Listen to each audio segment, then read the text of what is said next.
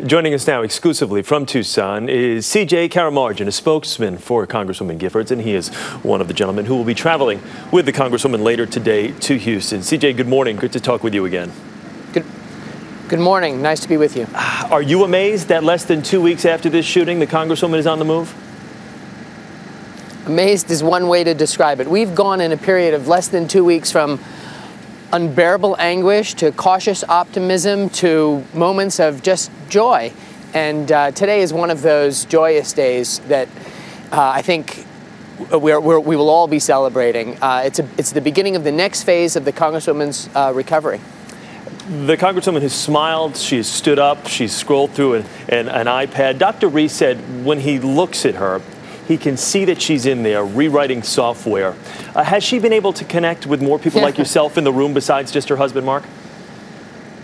Well, there's no question that Congresswoman Giffords is a fighter. She's as tough as nails, and she's communicating with her husband in positive ways. And it's really a sign that, as Mark said yesterday, that she's going to be back very soon. There's no question about it.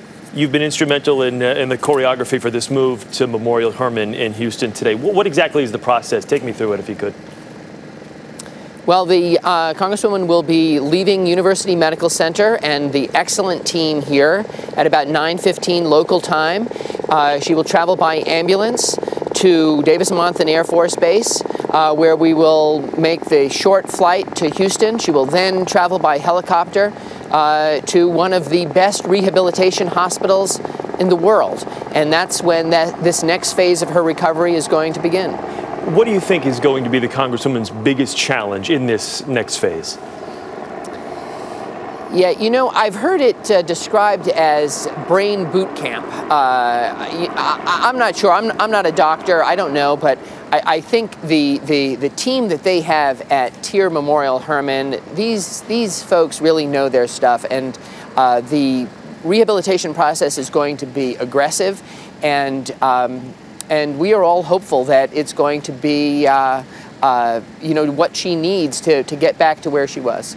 I know she's obviously very close, a close friend of yours and to the rest of the staff there in Tucson. Is it a little bittersweet? I know you want the very best for her, but is it a little bittersweet that she's leaving the state of Arizona today for the short term at least? Sure. No question about it. Gabby Giffords loves Southern Arizona. She is so much a part of this community, and we see from the outpouring of support for her that this community loves her. We have the little stuffed animals that have been dropped at memorials all over the place. It's really amazing. But you know, we know that this is a positive development. It's going to be a long, tough road, as the doctor said. There's no question about that. But you know, she's as I said, she's a fighter, and she's proving it every single day. CJ, thank you so much for taking the time and speaking with us today. Thank you. Good to talk with you again.